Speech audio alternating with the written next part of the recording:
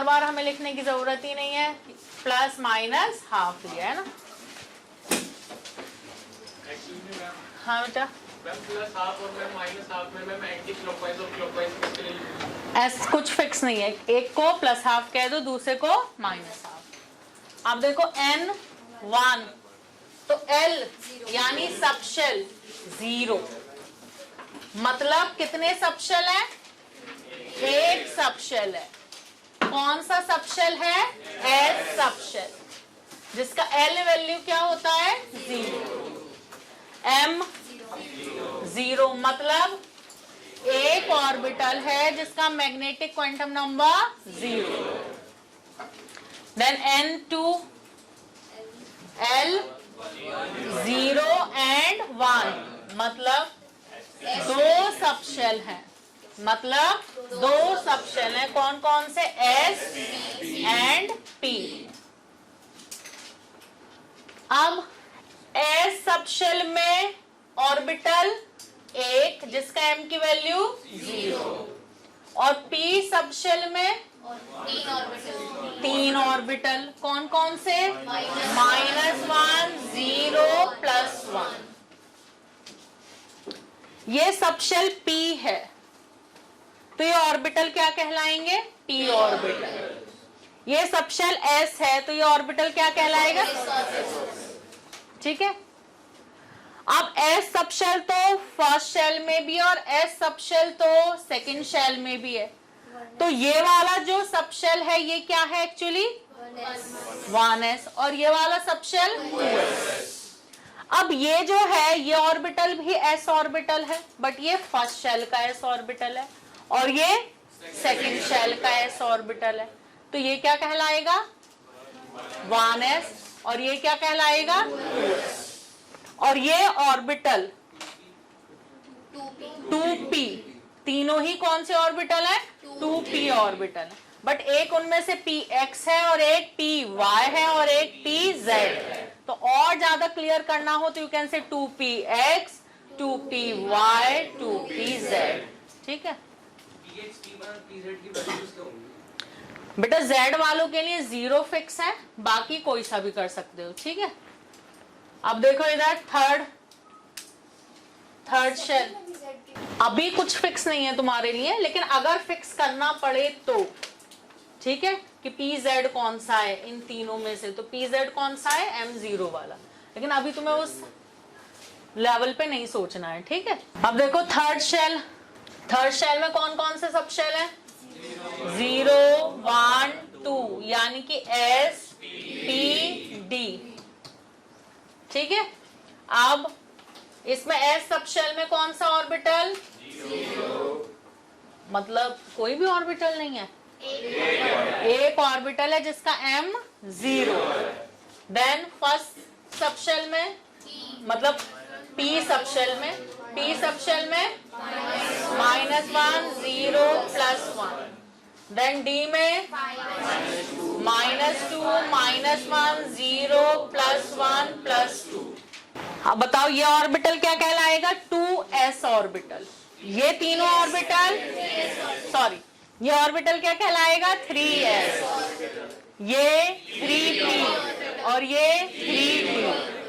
ठीक है, अब अगर n4 हुआ तो 0 1 2 3, मतलब S P D F। ठीक है, फिर S में एक ऑर्बिटल M0, P में 3 ऑर्बिटल -1 0 प्लस 1, D में 5 ऑर्बिटल, देन F में 7 ऑर्बिटल -3 से लेकर, बताओ क्लियर है ये बात सबको? And so on.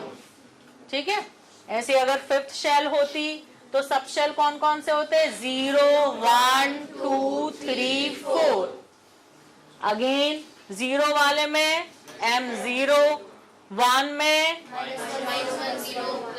2 में -2 से +2, 3 में -3 से +3 और 4 में -4 से +4। क्लियर है? अब एक शेल में कितने सब शेल दिखाई दे रहे हैं? देखो पहला शेल में एक सब शेल, दूसरे शेल में 2 सब शेल, तीसरे में 3, चौथे में 5वें में, यानी number of sub shells in a shell कितने होते हैं? n, प्रिंसिपल क्वांटम नंबर के बराबर।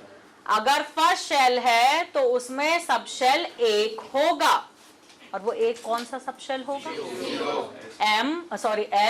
L0। अगर सेकेंड शेल है तो कितने सब शेल होंगे? 2 सब शेल होंगे। कौन से? तो how many sub shells and which sub shell का ध्यान रखना, क्या पूछा है। तो N2, then how many sub shells are there? 2 sub shells are there. And which sub shells are there? 0 and 1। समझ गए? So number of sub shells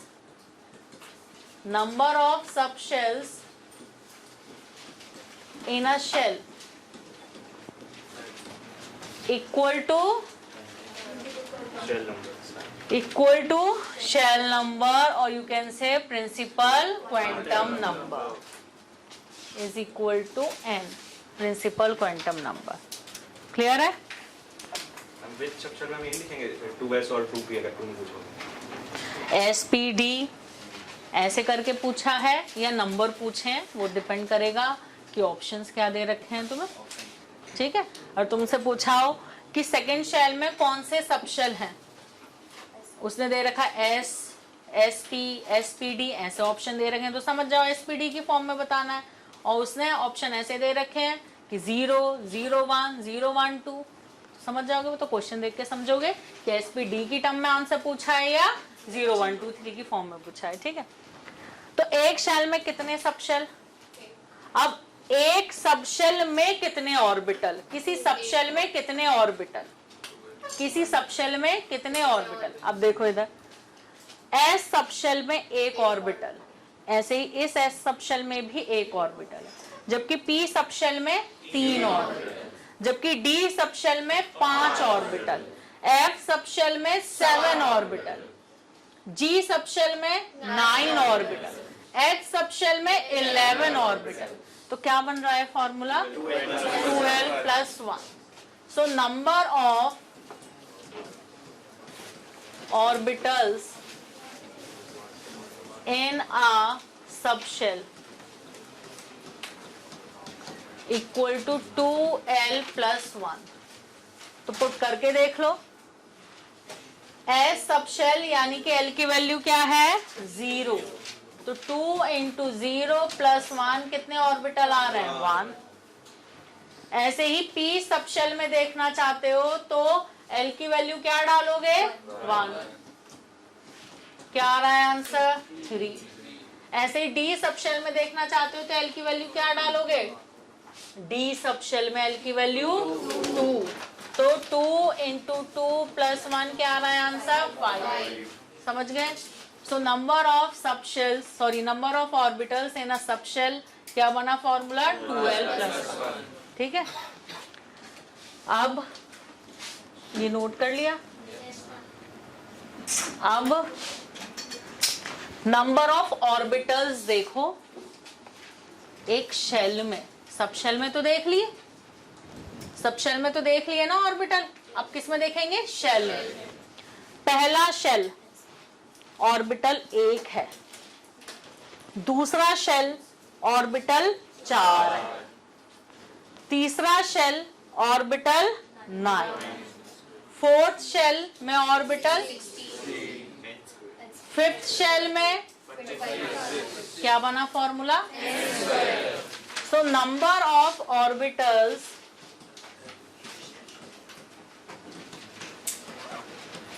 in a shell equal to n square। किसी को doubt दिख रहा है हमें? हम count कर पा रहे हैं?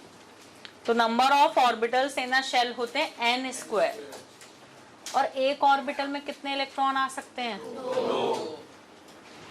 एक ऑर्बिटल में आ सकते हैं 2 इलेक्ट्रॉन। तो किसी शेल में कितने इलेक्ट्रॉन आएंगे? 2n square. तो ये तो 2n स्क्वायर तो तुमने पहले भी कभी पढ़ा होगा कि एक शेल में कितने इलेक्ट्रॉन आते हैं? 2n square. So number of electrons in a shell, जब ऑर्बिटल n स्क्वायर है तो एक ऑर्बिटल में होते हैं 2 इलेक्ट्रॉन, तो ऑर्बिटल को किससे मल्टीप्लाई कर दो 2 से। तो number of electrons in a shell हो गए 2n स्क्वायर। लेकिन अगर मैं तुमसे पूछूं number of electrons in a sub shell, तो सब शेल में ऑर्बिटल कितने हैं 12+1, तो इस 12+1 को किससे मल्टीप्लाई कर दो 2 से। So number of electrons in a sub shell हो गया 2 मल्टीप्लाई बाय 12+1, ट्वाइस ऑफ 12+1। ठीक है, अब बिल्कुल अब ये तुम्हारी टिप्स पे होना चाहिए कि एक ऑर्बिटल में 2 इलेक्ट्रॉन होते हैं और किसी सब शेल में कितने इलेक्ट्रॉन आएंगे और किसी शेल में कितने इलेक्ट्रॉन आएंगे। ठीक है, अब देखो एस ऑर्बिटल कितने इलेक्ट्रॉन होंगे उसके अंदर, मैक्सिमम कितने इलेक्ट्रॉन हो सकते हैं 2। एस ऑर्बिटल मैक्सिमम कितने इलेक्ट्रॉन 2। पी ऑर्बिटल कितने इलेक्ट्रॉन 6। मैंने क्या कहा, पी ऑर्बिटल, एक ऑर्बिटल में मैक्सिमम 2, वो तो सब शेल में होंगे ना 6। ऑर्बिटल तो चाहे पी ऑर्बिटल है, चाहे डी ऑर्बिटल है, चाहे एफ ऑर्बिटल है, एक ऑर्बिटल में कितने इलेक्ट्रॉन आ सकते हैं 2। 6 इलेक्ट्रॉन मैक्सिमम या 10 इलेक्ट्रॉन मैक्सिमम, वो तो किस में आ रहे हैं, सब शेल में आ रहे हैं। ठीक है, तो पी ऑर्बिटल कितने इलेक्ट्रॉन 2। पी ऑर्बिटल कितने इलेक्ट्रॉन 2। पी ऑर्बिटल कितने electron 2।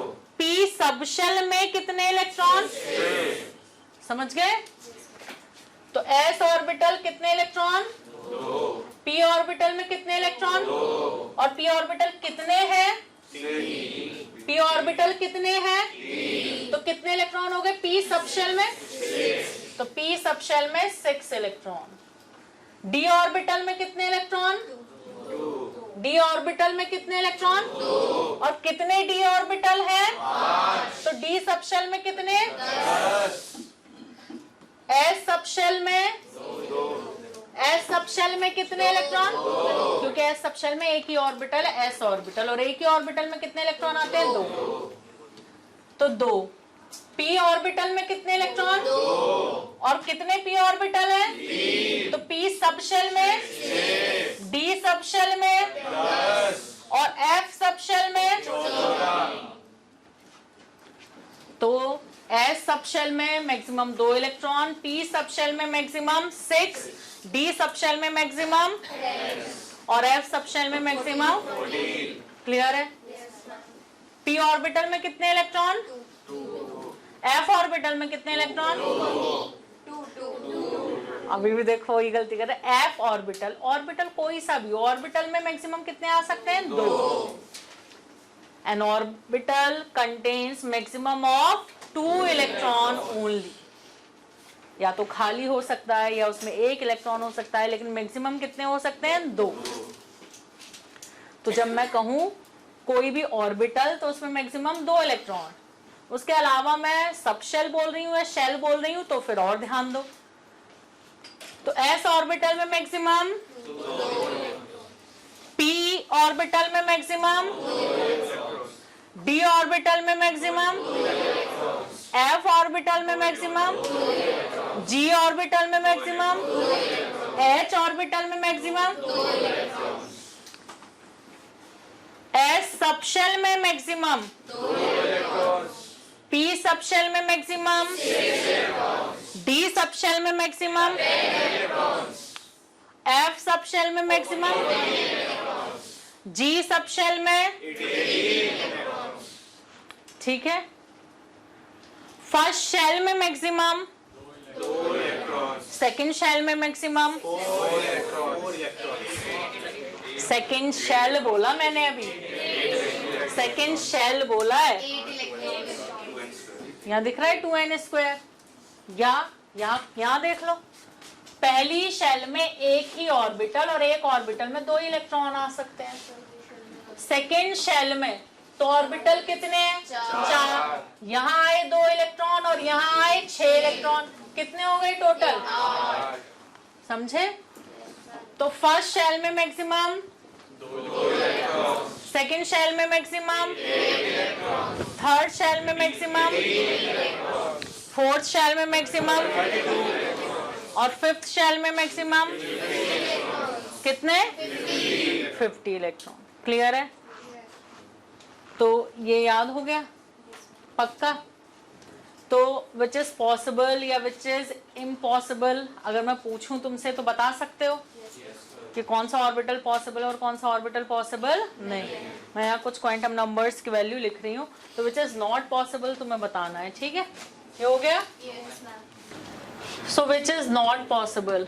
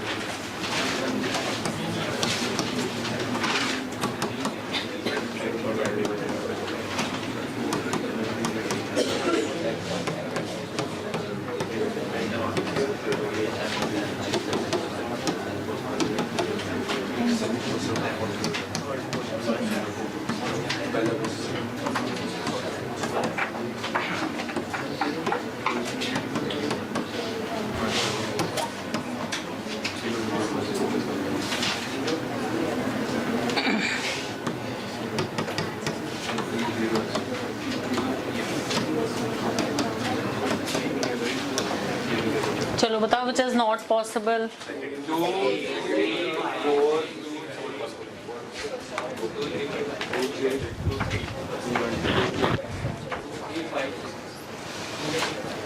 Which is not possible for an orbital. Which is not possible for an orbital.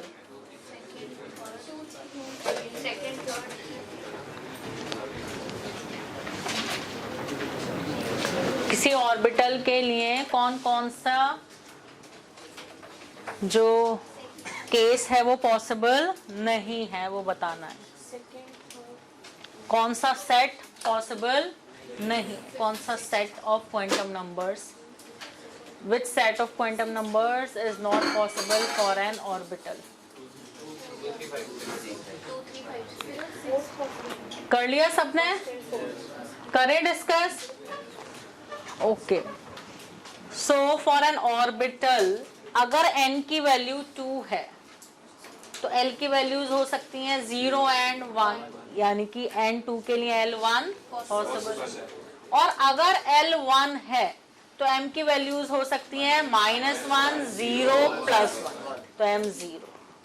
तो n2 हो उस ऑर्बिटल का, L1 हो, m0 हो, पॉसिबल है। तो ये set of quantum number possible है इलेक्ट्रॉन के लिए या ऑर्बिटल के लिए, ठीक है? देन अगर n की वैल्यू 3 है तो l की वैल्यू 3 नहीं हो सकती किसी इलेक्ट्रॉन के लिए, नॉट पॉसिबल। अगर n की वैल्यू 1 है तो इलेक्ट्रॉन के लिए l की वैल्यू 0 हो सकती है, और l की वैल्यू अगर 0 है तो m की वैल्यू -1 पॉसिबल नहीं, और l 0 है तो m क्या होगा? 0, तो ये भी पॉसिबल नहीं। अगर n 1 है तो l 0 और m 0, यस पॉसिबल। अगर n 2 तो l 0 पॉसिबल है, बट l 0 तो m -1 पॉसिबल नहीं। n 4 तो l 1 पॉसिबल है, बट l 1 तो m +3 पॉसिबल। पहले बताओ ये बात किसे किसे समझ में आ गई? पूरी क्लास को समझ में आ गई? So we can find which set of quantum number is possible for an electron, या पॉसिबल नहीं है पता कर सकते हैं। अब इलेक्ट्रॉनिक कॉन्फ़िगरेशन लिखने की तरफ चलें, लेकिन उससे पहले कुछ रूल्स पढ़ने पड़ेंगे। ये लिख लिया सबने? फिफ्थ पार्ट देखो, N2 तो L0 होता है n2 के लिए l 0 हो सकता है, 1 हो सकता है, तो l 0 पॉसिबल है। l 0 के लिए m की वैल्यू क्या होती है, और यहाँ क्या लिखा है, पॉसिबल। ठीक है, कर लिया सबने। 6 वाला देखो, n4, तो l की वैल्यू कौन कौन सी पॉसिबल है, 0, 1, 2, 3, तो l1 पॉसिबल है। और l1 तो m कौन कौन से पॉसिबल है, -1, 0, +1, m3 पॉसिबल। इस n के लिए ये l फिक्स कर दिया, अब इस l के लिए m। ओके, तो चलो, और इतनी बात भी तुम्हें समझ में आ गई कि p सब शेल जो है वो तो n2 में भी हो सकता है, n3 में भी हो सकता है, n4 में भी हो सकता है। तो अगर सेकेंड शेल का p सब शेल की बात कर रहे हो तो क्या बोलोगे, 2p sub shell. Third shell के p सब शेल की बात कर रहे हो, 3p सब शेल। अब p सब शेल में भी 3 ऑर्बिटल है। ठीक है, तो p सब शेल के ऑर्बिटल को क्या बोला जाता है, p ऑर्बिटल। तो सेकेंड शेल के p ऑर्बिटल की बात कर रहे हो तो you will say 2p orbital, third shell के p ऑर्बिटल की 3p ऑर्बिटल, फोर्थ शेल का p ऑर्बिटल है तो 4p ऑर्बिटल। ठीक है, अब देखो, अब हम रूल्स देख रहे हैं जो अब हमें जरूरत है जिन रूल्स की, क्या करने के लिए, इलेक्ट्रॉनिक कॉन्फ़िगरेशन लिखने के लिए। ठीक है, तो पहला रूल देखो, बोर-बरी रूल।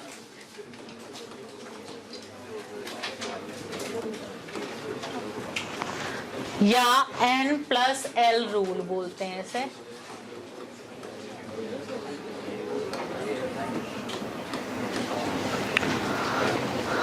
बोहर-बरी रूल या n+l रूल। ये n+l रूल कहता है कि जिस ऑर्बिटल का n+l वैल्यू हाई होगा उस ऑर्बिटल की एनर्जी हाई होगी। जिसका n+l हाई होगा उस ऑर्बिटल की एनर्जी हाई होगी। जैसे फर्स्ट शेल का s ऑर्बिटल क्या बोलोगे उसे, 1s ऑर्बिटल। सेकेंड शेल के s ऑर्बिटल को क्या बोलोगे, 2s ऑर्बिटल। सेकेंड शेल के p ऑर्बिटल को 2p ऑर्बिटल। थर्ड शेल के s ऑर्बिटल को 3s। फिर थर्ड में और कौन सा ऑर्बिटल है, 3p ऑर्बिटल्स हैं और 3d ऑर्बिटल्स हैं। ऐसी 4 में 4s, 4p, 4d, 4f। ठीक है, तो अगर हमें इन ऑर्बिटल्स की एनर्जी कंपेयर करनी है, सपोज करो इन दो ऑर्बिटल की एनर्जी कंपेयर करनी है, तो इनका n+l वैल्यू देखेंगे हम। n क्या है, 1 और l क्या है, 0, तो क्या आया सम, 1। n क्या है, 2, l क्या है, 0, क्या आया सम, 2। तो किसकी n+l वैल्यू ज्यादा है, तो एनर्जी किसकी ज्यादा होगी, एनर्जी किसकी ज्यादा होगी, तो 1s एंड 2s में एनर्जी हाई किसकी है, 2s ऑर्बिटल। मतलब इसमें इलेक्ट्रॉन्स की एनर्जी ज्यादा होगी। हाँ, इसमें प्रेजेंट इलेक्ट्रॉन की एनर्जी ज्यादा होगी। 2s ऑर्बिटल की एनर्जी ज्यादा मतलब उसमें प्रेजेंट इलेक्ट्रॉन्स की एनर्जी ज्यादा। अब सपोज करो तुम्हें 2s और 2p को कंपेयर करना है, तो 2s का n+l क्या आया, 2, 2p का क्या आएगा, 2 + 1 3, तो 2s और 2p में 2p की एनर्जी ज्यादा, और इवन 1s और 2p में भी 2p की एनर्जी ज्यादा। यानी कि इन तीनों ऑर्बिटल में किसकी एनर्जी ज्यादा हुई सबसे, 2p और उससे कम 2s और उससे कम 1s। क्लियर। तो n+l रूल कहता है कि जिसका n+l ज्यादा होगा उसकी एनर्जी ज्यादा होगी। लेकिन अगर n+l वैल्यू सेम आए, if the value of n+l is same, तो जिसका n वैल्यू ज्यादा होगा उसकी एनर्जी ज्यादा होगी। जिसमें तुम्हें 2 पॉइंट्स लिखने हैं n+l रूल में। पहला point, the orbital which has higher value of n+l has higher energy।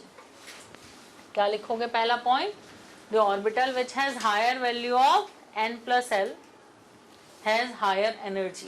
की एनर्जी लेवल ज्यादा होगी, तब वैलिड होगी ना जब n प्लस होती है। सेम, हाँ। तो पहला पॉइंट क्या लिखा, if n plus L value is higher then the energy of orbital is higher. Second point, अब ऐसा भी हो सकता है कि किन्हीं दो ऑर्बिटल का n प्लस एल सेम आ जाए, तो सेकेंड पॉइंट क्या लिखोगे, if the value of n plus L is same, if the value of n plus l is same, then the orbital which has higher value of n has higher energy. Then the orbital which has higher value of n has higher energy.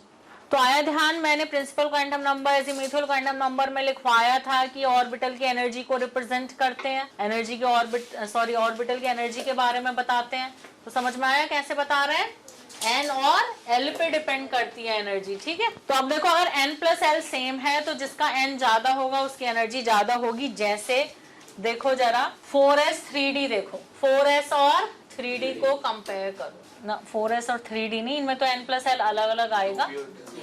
2p 3s, हाँ, ये 2p और 3s compare करते हैं, 2p 3s, 2p 2 plus 1 क्या आ रहा है 3, 3s 3 plus 0 क्या आ रहा है 3,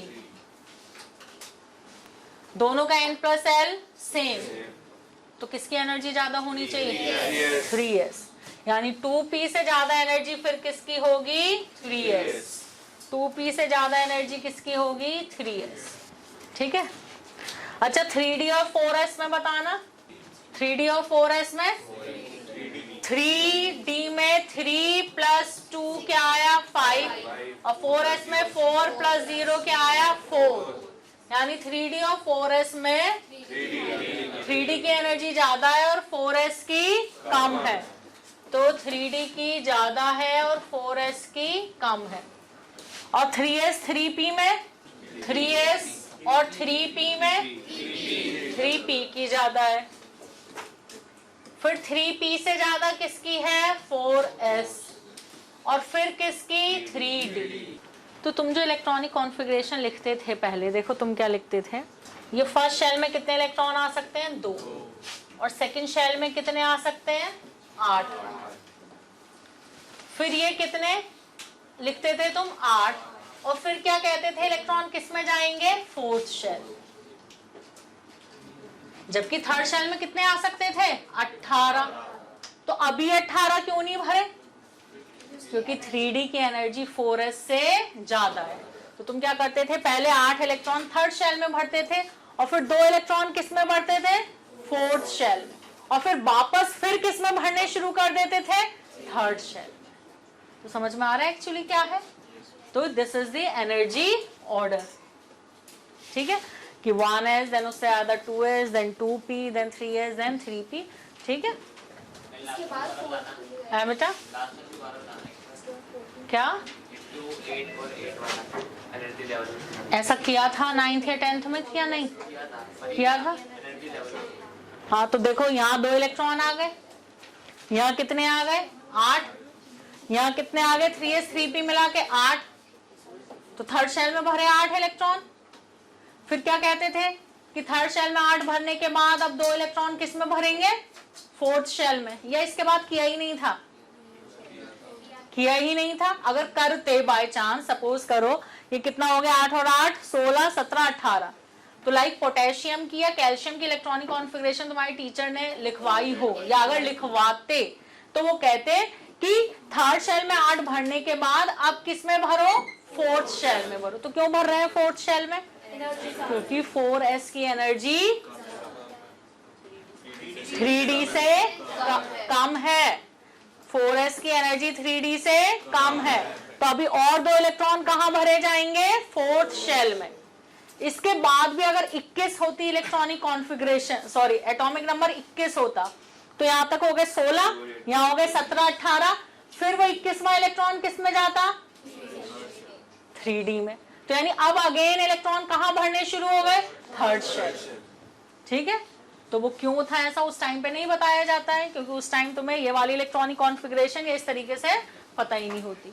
तो उस टाइम कहते हैं 2 8 8 और आगे भरना है तो 2 इलेक्ट्रॉन और किस में भरो, 4th शेल में। उसके बाद भी भरना है तो 3rd शेल में भरोगे। लेकिन अब वो सब भूल जाओ, अब तो ऐसे करनी है, ठीक है, क्लियर? हाँ, इलेक्ट्रॉन की एनर्जी से होता क्या है? इलेक्ट्रॉन की एनर्जी से क्या होता है, हर स्पीशीज के पास एनर्जी होती है, हैं? वो स्पिन की में लगती है, इलेक्ट्रॉन चेंज में यूज होती है। बेटा हर स्पीशीज के पास एनर्जी होती है यार, ये बात समझ में। कोई भी स्पीशीज है उसके पास एनर्जी होती है, एक फिक्स अमाउंट ऑफ एनर्जी होता है, ठीक है। और वो फिक्स अमाउंट ऑफ एनर्जी जो है इलेक्ट्रॉन का, वो इलेक्ट्रॉन के ऑर्बिटल को या उसके एड्रेस को रिप्रेजेंट करने का तरीका बनाया है हमने, ठीक है। उसके इलेक्ट्रॉन की एनर्जी का यूज, इलेक्ट्रॉन की एनर्जी का यूज उसके केमिकल रिएक्शंस में यूज हो रहा है कि अगर बहुत ज्यादा एनर्जी है इलेक्ट्रॉन की आउटर, यानी कि वो फिर बाहर वाले ऑर्बिटल में होगा, बाहर वाले ऑर्बिटल में होगा तो वो रिएक्शन में पार्टिसिपेट जल्दी करेगा। अगर एनर्जी कम है तो यानी कि वो स्टेबल है। और तुम्हारे अंदर एनर्जी नहीं है, तुम जो है एनर्जी लेस, तो अभी बिल्कुल जो है एनर्जी कम हो रखी है, तो तुम क्या करोगे, नींद आ जाएगी, पढ़ नहीं पाओगे। एनर्जेटिक हो तो खेलोगे, पढ़ाई करोगे, तो तुम्हारी एनर्जी का यूज कहाँ हो रहा है, खेलने में, पढ़ाई करने में, ठीक है, कुछ और एक्टिविटीज करने में। ऐसे इलेक्ट्रॉन की एनर्जी का यूज कहाँ हो रहा होगा, केमिकल रिएक्शंस करने में, ठीक है। तो जिन इलेक्ट्रॉन की एनर्जी कम होगी वो अंदर वाले शेल्स में होंगे, अंदर वाले शेल्स में होंगे तो रिएक्शन में पार्टिसिपेट कम करेंगे, नहीं करेंगे। जो बाहर वाले होंगे ज्यादा एनर्जी वाले, वो रिएक्शन में पार्टिसिपेट करेंगे, ठीक है। तो अभी हमने सिर्फ इतना पढ़ा कि N+L रूल क्या कह रहा है। N+L रूल कह रहा है कि जिनकी एनर्जी जिनका N+L ज्यादा होगा उसकी एनर्जी ज्यादा, जिसका N+L कम होगा उसकी एनर्जी कम। अगर बाय चांस N+L की वैल्यू सेम है तो जिसका N ज्यादा होगा उसकी एनर्जी ज्यादा होगी। तो बस अभी तो हमें ये पता चला कि ऑर्बिटल की एनर्जी कैसे कंपेयर कर सकते हैं, ठीक है। और ये मल्टी इलेक्ट्रॉनिक स्पीशीज के लिए है। N+L रूल किसके लिए है, multi electronic species. Multi electronic species का मतलब क्या है, एक से ज्यादा इलेक्ट्रॉन। हाँ, कि 2 इलेक्ट्रॉन है, 3 है, 4 है, मतलब एक से ज्यादा इलेक्ट्रॉन के लिए N+L रूल। लेकिन for single electron, for single electron species, अगर सिंगल इलेक्ट्रॉन स्पीशीज है, सिंगल इलेक्ट्रॉन स्पीशीज जैसे हाइड्रोजन एटम, जैसे He+, He+ में भी 1 इलेक्ट्रॉन होगा, अरे होगा कि नहीं? हीलियम में कितने इलेक्ट्रॉन होते हैं, 2, उसमें से 1 निकाल दिया तो क्या बन गया, He+, तो He+ में कितने बचे, 1। जैसे Li+2, जैसे Be+3, जैसे बोरोन +4, जैसे Na+10। कोई भी सिंगल इलेक्ट्रॉन स्पीशीज हो, मतलब जिसमें 1 इलेक्ट्रॉन हो, तो energy depends only on N। तो एनर्जी सिर्फ किस पर डिपेंड करेगी, ऑर्बिटल की या इलेक्ट्रॉन की, N पर, यानी कि प्रिंसिपल क्वांटम नंबर पर।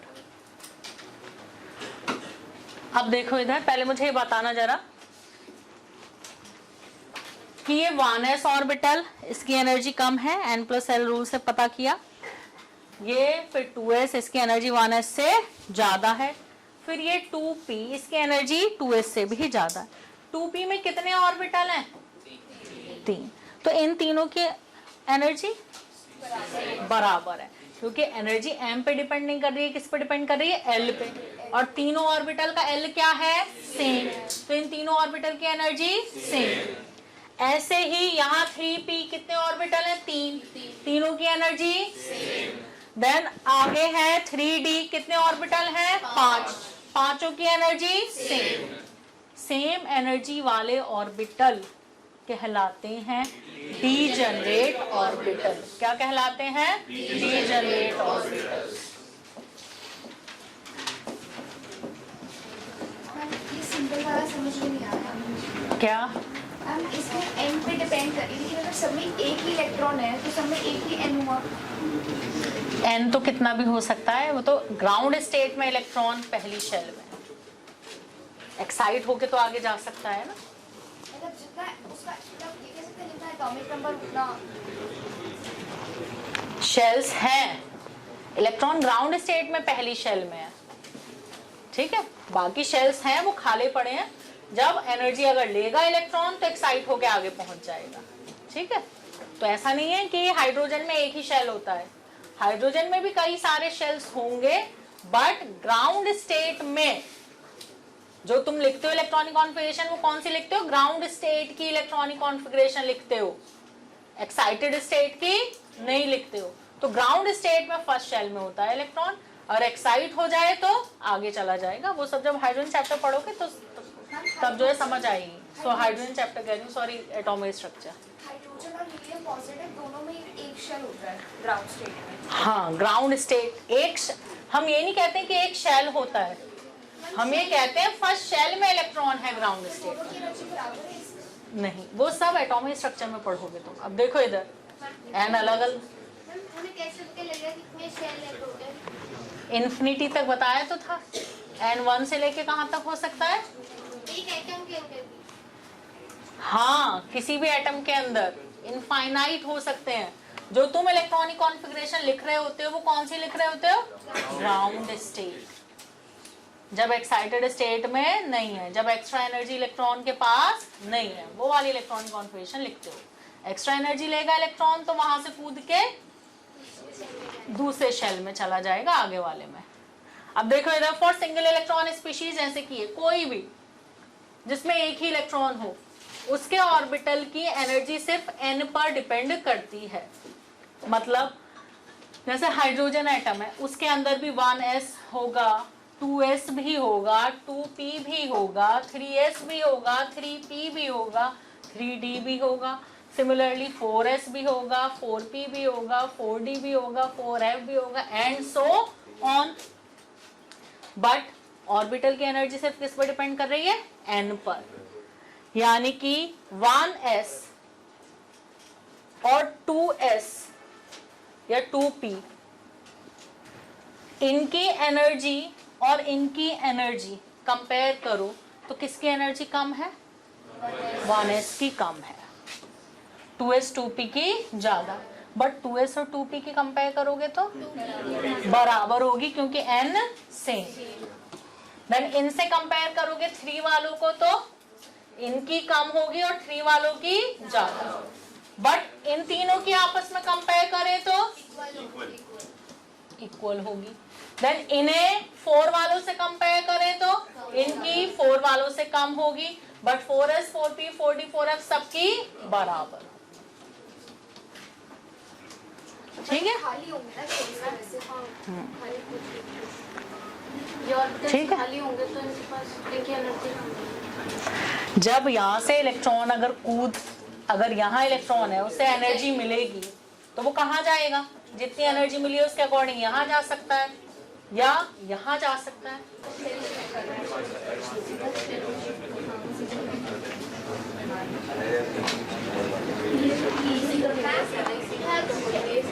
अब देखो इधर मल्टी इलेक्ट्रॉनिक स्पीशीज में ये 2p के 3 ऑर्बिटल क्या है? डीजनरेट है, या 3d के जो है ये 5 ऑर्बिटल क्या है? डीजनरेट। अगर सिंगल इलेक्ट्रॉनिक स्पीशीज हुई तो देखना सेकंड शेल में कितने डीजनरेट ऑर्बिटल है?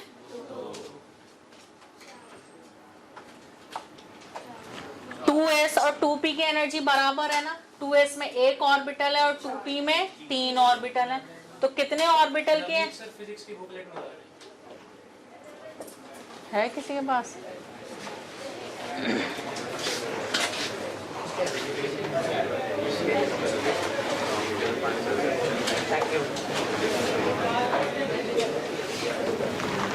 अब देखो इधर 2s में 1 ऑर्बिटल, 2p में 3 ऑर्बिटल, 2p में 3, तो टोटल कितने ऑर्बिटल हो गए? 4, और चारों की एनर्जी सेम है। तो यहाँ कितने डीजनरेट ऑर्बिटल है? 4। यहाँ कितने डीजनरेट ऑर्बिटल है? 4। अब थर्ड शेल पे अगर आ जाओ, फोर्थ शेल पे अगर आ जाओ, समझ गए?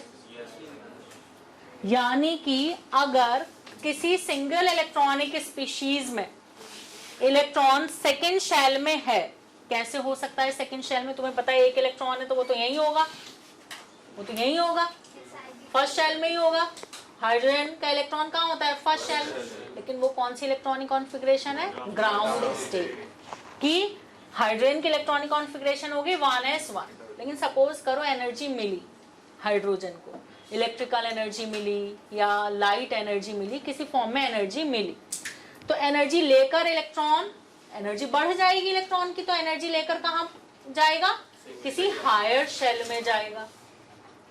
हायर शेल में डिपेंड करेगा कि कौन से शेल में जाएगा, कितनी एनर्जी एब्जॉर्ब की है।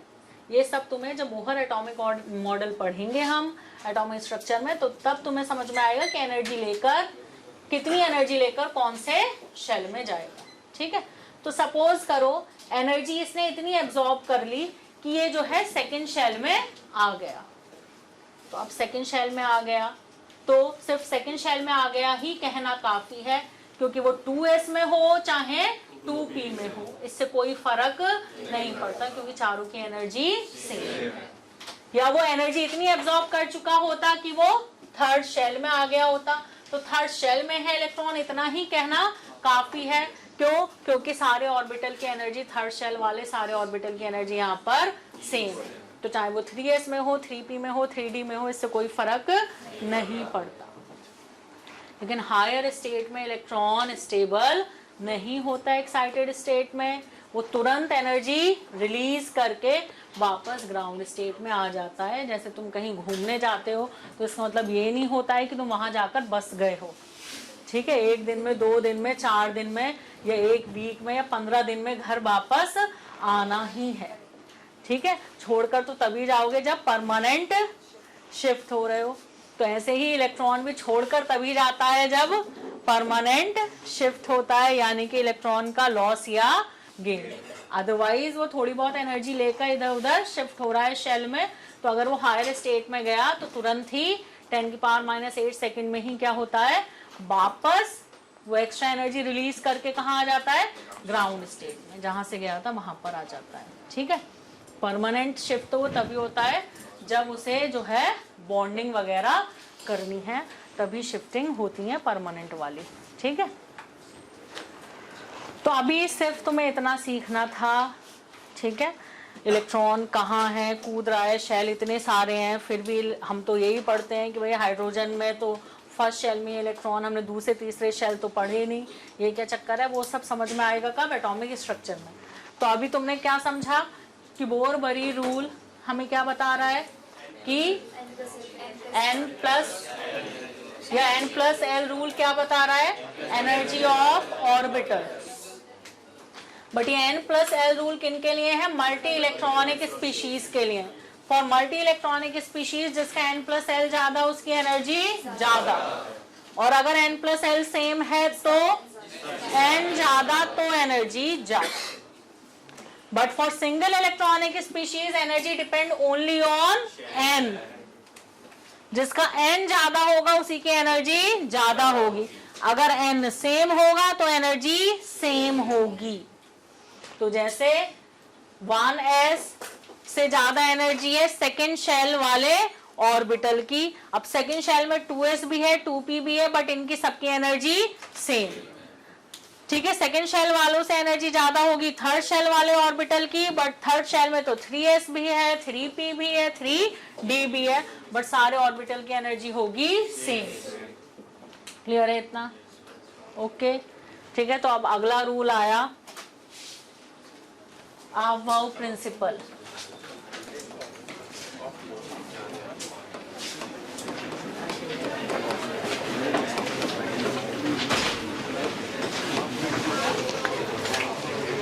अफबाउ प्रिंसिपल, अफबाउ मीन्स है बिल्डिंग अप।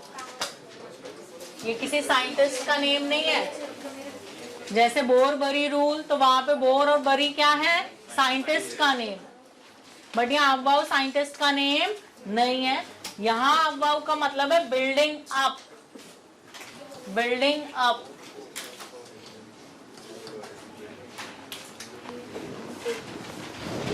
तो अबव प्रिंसिपल कहता है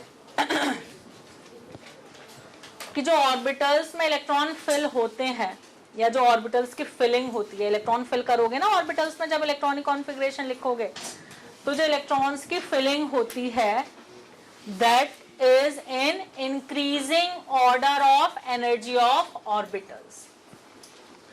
लिखो इलेक्ट्रॉन्स गेट फिल्ड अप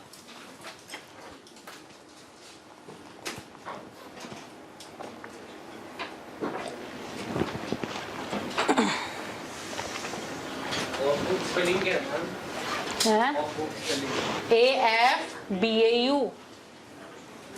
इतनी अच्छी राइटिंग नहीं आ रही समझ में तुम्हें, बताओ भाई, हद दी है तुमने तो, कतई बेइज्जती कर दी है। अभी तेरी राइटिंग भी चेक करूंगी मैं आके। तो क्या लिखवा रही थी मैं कि orbitals get filled up, electrons get filled up in increasing order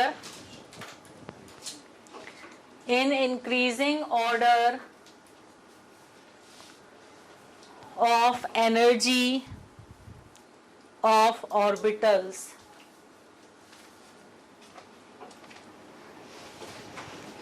Electrons get filled up in increasing order of energy of orbitals. तो ऑर्बिटल्स के एनर्जी का ऑर्डर हमने देख ही लिया था, कैसे पता चल जाता है? n+l रूल से। तो उस एनर्जी ऑर्डर के अकॉर्डिंग ही ये फिलअप होंगे। तो देख लेते हैं एनर्जी ऑर्डर क्या आएगा। वहां से n+l रूल से एनर्जी निकाल ली और अब उन्हें क्या कर लिया हमने, ऑर्डर में अरेंज कर लिया और उसी ऑर्डर में इनके अंदर इलेक्ट्रॉन फिल होंगे।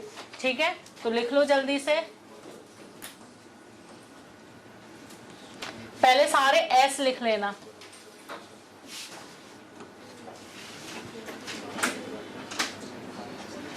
S ऑर्बिटल कहां से शुरू हो रहा है? 1 से। तो 1s, 2s, 3s, 4s, 5s, 6s, 7s। ठीक है, फिर P कहां से शुरू हो रहा है? 2 से।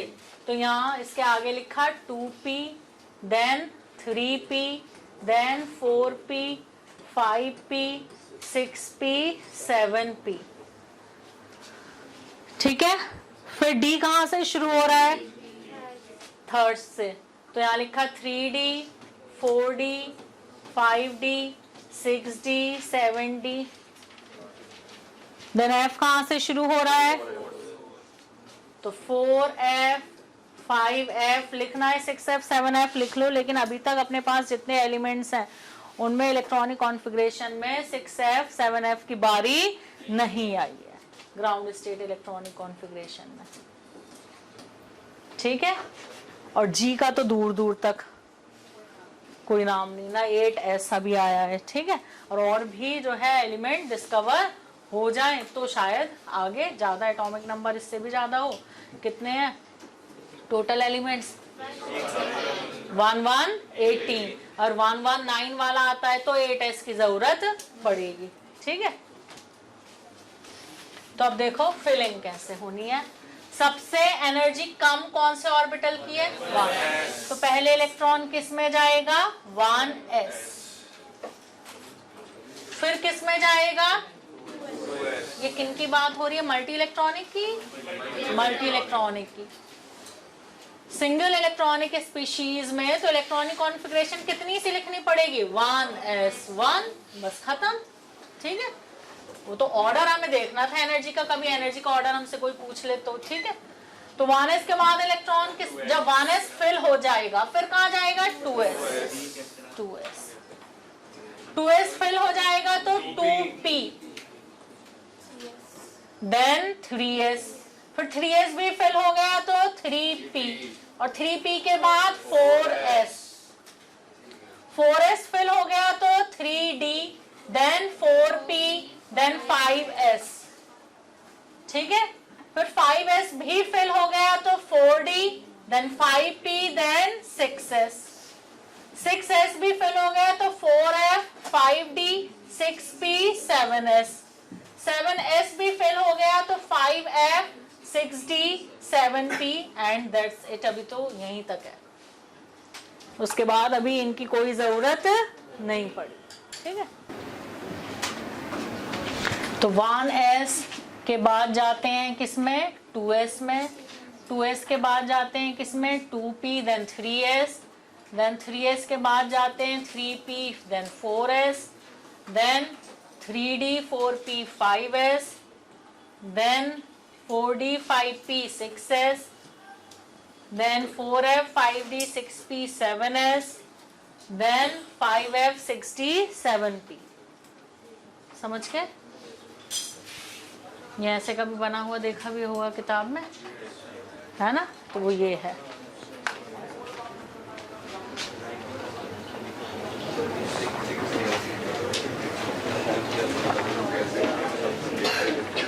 ठीक है।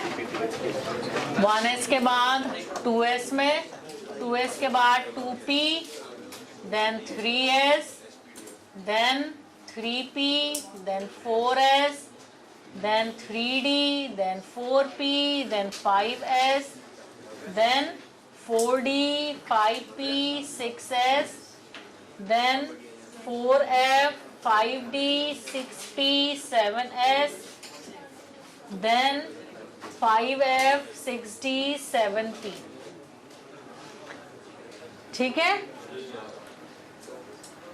हम तो 7P तक ही भर रहे हैं अभी तक एलिमेंट्स के अकॉर्डिंग। 118 वहीं पे खत्म हो जाता है, तुम काउंट कर लेना, चाहे 118 इलेक्ट्रॉन यहाँ तक आ जाएंगे, ठीक है। ओके, तो अभी कम से कम यहाँ तक तो याद कर ही लेना। 4s 3d यहाँ तक तो ऑर्डर याद कर लेना। उसके बाद जरूरत हुआ करेगी तो चार्ट देख लिया करना। उसके बाद इतनी रेगुलर होती भी नहीं है इलेक्ट्रॉनिक कॉन्फ़िगरेशन, तो ज्यादातर हमें याद करनी भी पड़ती है। इलेक्ट्रॉन उछल कूद करते रहते हैं इधर उधर, ठीक है।